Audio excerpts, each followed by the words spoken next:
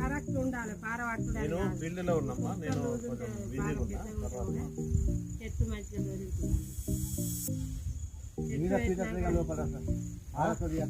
మరి ఎందుకు వస్తలేదు? మరి భారత్తోనే రకాల తీయాలి కదా. మరి నాకు కావాల్సింది ఫీట్ బై ఫీట్ మొక్క ఉండాలి.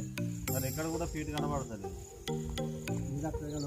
ఎందుకు రావాలి? మరి నీకు గట్టి భూమి కూడా కాదు, భారత్తో తీస్తే అది చెప్పు మంచిగా ఇసుకదే.